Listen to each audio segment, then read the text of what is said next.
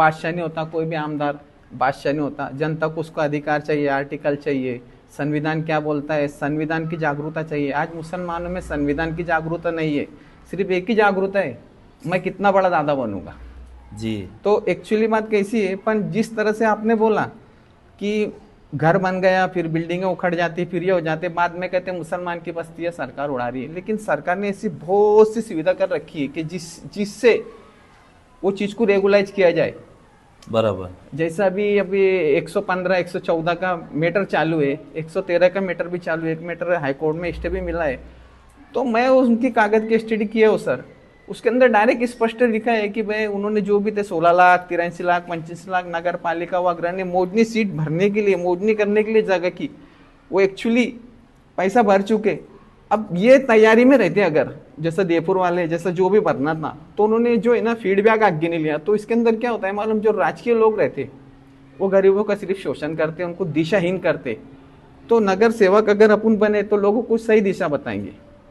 जी। दूसरा क्या है, जैसा कि हम देख रहे हैं कि हमारी कौम के बहुत सारे नौजवान जो संविधानिक दायरे में रहकर संविधान पे बताए हुए आदर्श, बाबा साहेब अम्बेडकर के बताए हुए आदर्श पर चलने की बजाय आजकल इंदौर के सलमान लाला जैसे लोगों को अपना हीरो बनाकर जो बहुत सारे बच्चे बिगड़ रहे हैं और क्रिमिनल बैकग्राउंड की तरफ रागी मैं हो वही रहे हैं। कहना चाहता तो हूँ। वैसे लोगों के अंदर आप किस तरीके से चेंजिंग लाएंगे कि उनको संविधान पर चलना, संविधान पकड़ना और जो हमारे भारत के संविधान ने हमको जो अधिकार दिए, इस अधिकारों के तहत अपनी आवाज़ बुलंद करना सीखे, इसके लिए आपका क्या कदम रहेगा? इसके लिए हमारा कदम इतना ही, हम उनको सिर्फ कह सकते, रोक सकते, टोक सकते, लेकिन उनको हिदायत देने वाली जात अल्लाह की है, अल्लाह उनको समझ दे।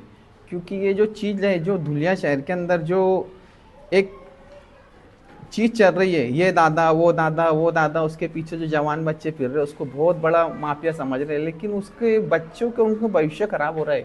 उनको रोजी नहीं, रोटी नहीं, रोजगार नहीं, कुछ नहीं। और कुछ राजकीय लोग जो है ये उनका यूज कर रहे।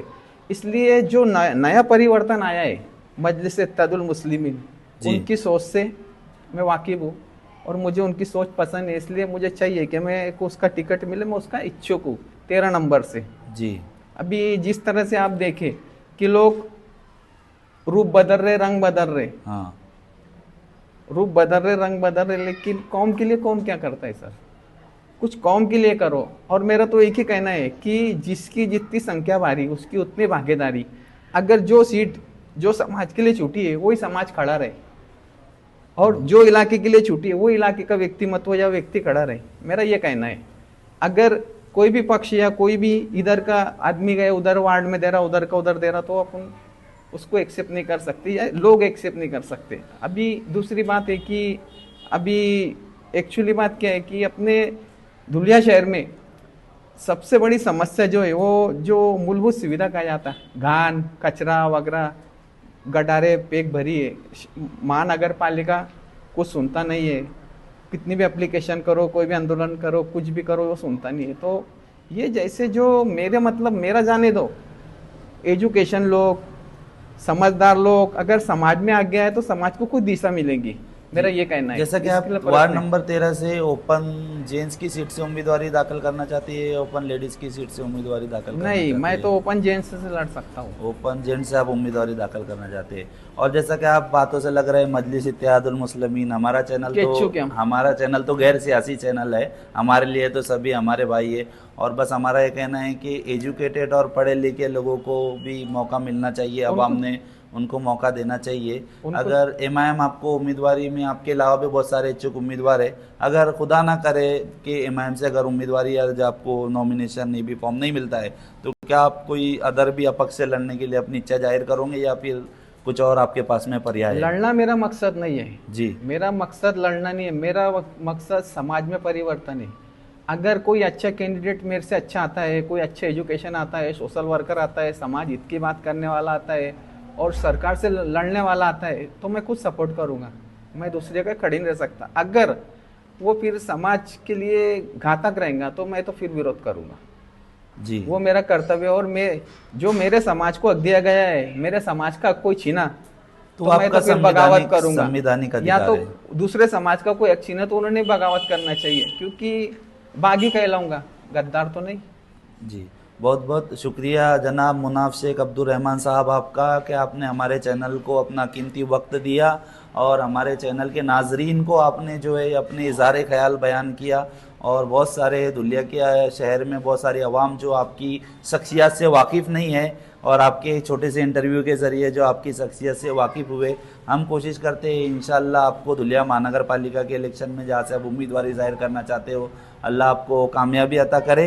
और हमारे नाजरीन से भी हम कहना चाहेंगे कि जिस तरीके से आपने हर किसी को वक्त दिया अपनी शख्सियत को प्रेजेंट करने के लिए, आप हमारे हर दिल अजीज़ दोस्त जनाब मुनाफ शेख अब्दुल रहमान साहब जो 13 नंबर वार्ड से अपनी उम्मीदवारी ज़ाहिर कर रहे हैं, इनको भी अपना कीमती वोट देने की कोशिश कीजिए। हम प्रचार नहीं कर रहे हैं, एक मौका मांग रहे हैं कि इनको कामयाबी की तरफ मौका दे। आप कुछ कहना चाहेंगे लास्ट में? एक छोटी सी बात मैं कहना चाहता हूँ, पक्ष कोई भी रहो, जो स्टेटस पे चल रहे हैं, व्हाट्सएप पे चल रहे हैं, यूट्यूब पे चल रहे हैं, उनके फोटो बता रहे हैं, उनके बड़े ही कर रहे, राजकीय पक्ष से इनसे सावधान रहे। जो सोना है वो छुपा है। हाँ, जो सोना है ना वो छुपा है, और हीरा का होता है कोयले की खान में होता है, उससे अंधेरे में जाना पड़ता है। तो सब पक्ष से मेरी विनंती है, क्या एजुकेशन जो बच्चे या जवान है या बूढ़े, उनको दो, जो समझदार है, जो समाज हित के लिए काम करते, जो समाज के लिए खुद एक नासुर बन चुके, उनको टिकट ना दे, उनकी जांच करे, उनकी पड़ताल करे। बस अच्छे और एजुकेशन वालों को दो। सबसे बड़ा विकास तो एक मसला है, लेकिन सबसे पहला मुस्लिम कौम को अच्छी राह पे चलाने वाला एक लीडर चाहिए। ये मेरी इच्छा है, ऐसे लोगों को दो। मैं रहूँ या ना रहूँ, मेरा कोई शिकवा गिला कोई पक्ष से नहीं है, लेकिन मैं वो पक्ष ने जो भी मुस्लिम कैंडिडेट कायदात में जो भी कैंडिडेट देना चाहिए वो अच्छा देना चाहिए, सोच समझ देने वाला चाहिए, राजकारण में लड़ने वाला चाहिए, सरकार से लड़ने वाला चाहिए, मसलों के लिए खड़े रहने वाला चाहिए। नहीं तो आने के बाद दरवाज़ा बंद करके सोने वाला नहीं चाहिए। बस ये मेरी बहुत शुक्रिया आपका, और हम आपका बहुत बहुत तहे दिल से शुक्रिया अदा करते हैं। और दोस्तों, आपसे हम गुजारिश करते हैं कि हमारे इस चैनल के ज़रिए हम दुनिया की बहुत सारी शख्सियात को आपके रूबरू कराएंगे, जिसमें से एक जनाब मुनाफ शेख अब्दुल रहमान साहब थे, और भी इसके अलावा बहुत सारी शख्सियात हैं जिनके बारे में आप जिनका तारुफ नहीं जानते हैं। तो मैं मुनाफ शेख साहब से एक मिनट का वक्त मांगूंगा कि 1 मिनट के अंदर आप आपकी ज़िंदगी की दास्तान, क्या आप पहले क्या थे, क्या क्या चेंजिंग लिए, आपकी ज़िंदगी कैसे शुरू हुई, क्या क्या बदलाव आए, और आप अभी ज़िंदगी के कौन से कदम पे पड़ाव रख रहे हैं, ताकि आपके आवाम को आपकी पिछली ज़िंदगी के बारे में भी तारुफ हो जाए। तो 1 मिनट के लिए अपना। देखिए, मैं सबसे पहले मेरा जो चॉकलेट साबुन बनता उसका कारखाना था। हाँ। और कपड़े धोने का शैम्पू वगैरह था, और लकड़ी मार्केट में वगैरह अपना दुकान वगैरह था। लेकिन सबसे पहले मेरा जो जीवन परिवर्तन हुआ वो जुल्मों के खिलाफ हुआ। हम पे अन्याय हुआ, हम पे जुल्म हुआ, हम कुछ नहीं बोल सकते थे, हम बेबस थे। इसलिए हमने एक सामाजिक प्लेटफॉर्म चुना। बराबर। सामाजिक प्लेटफॉर्म करने के अंदर अल्लाह के करम से मैंने भ्रष्टाचार निवारण समिति में काम किया, मैंने मुस्लिम सेवा संघ के अंदर काम किया, मैंने इंडियन जर्नल एसोसिएशन के अंदर काम किया, मैंने लोक हित पत्रकार संघ में कार्याध्यक्ष करके नासिक डिवीज़न में काम किया। ऐसा मैं बहुत काम करता हूँ, बहुत काम किया। तो मैं सिर्फ वो काम करने का मतलब मेरा कि समाज का विकास हो। और विकास मतलब कौन था?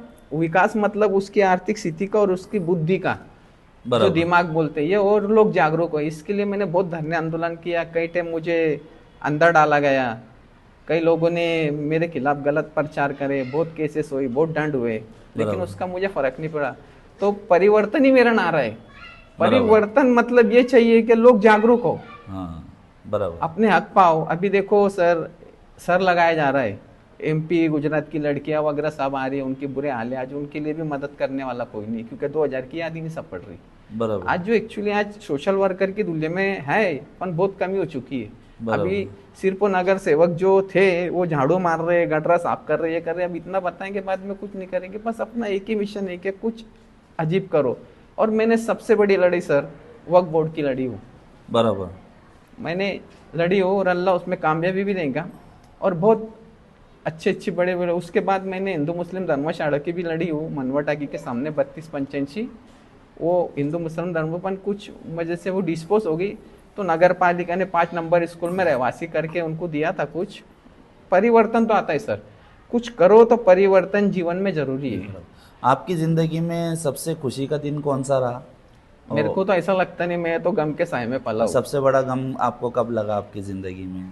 मुझे जिंदगी में सबसे बड़ा गम तभी लगा जब जिनको अपना समझा था एक समाज सेवकों के अंदर इसके अंदर, लेकिन वो मतलब के निकले। सबसे बड़ा झटका मुझे ये निकला बराबर कि आज जो समाज को दिशा देता है उसका साथ छोड़ के अपना खुद का मुफाद देणे करते आहे। और माझी एक मराठीमध्ये वर्ड आहे, जनकल्याणाच्या नावावर स्वतःचे कल्याण करणारे आणि समाजी उन्नतीच्या नावावर स्वतःची उन्नती करणारे आणि भ्रष्टाचाराच्या नावावर स्वतःचा भ्रष्टाचार करणारे ऐसे सामाजिक कार्यकर्त्यापासून सावधान रहा। क्या आपका कोई विरोधी है और कोई विरोध करता है आपका, तो उसके लिए आप क्या मैसेज देना चाहते हो? देखो, जब विरोध करना ये संवैधानिक अधिकार है। अगर जो गलत कर रहा है उसको गलत कहो। बराबर। और आज तो दुनिया ऐसी है कि सही को भी गलत कहते, गलत को भी सही कहो, उनका अधिकार है, वो कर सकते। लोगों का क्या है, लोग कुछ भी कह सकते हैं। बराबर। और हम किसके दोस्त नहीं, किसके दुश्मन नहीं। सही है जी। तो ये फिक्र मुझे चैन से सोने नहीं देती, अब कौन मेरी कौम को बेदार करेगा। तो नाजरीन, मुनाफ शेख साहब ने अपना बहुत बेहतरीन अंदाज में परिचय दिया। हम हमारे चैनल के माध्यम से इनका बहुत बहुत शुक्रिया अदा करते हैं और कोशिश करते हैं इंशाल्लाह जल्दी सी इस इंटरव्यू का अगली सीरीज़ हम शूट करेंगे और नाजरीन तक बहुत सारे पॉजिटिव और निगेटिव सवालात हैं जो हम आपसे करना चाहेंगे। तो बहुत बहुत शुक्रिया हमारे कार्यक्रम में आने का। आपका दिन शुभ रहे। अस्सलाम वालेकुम।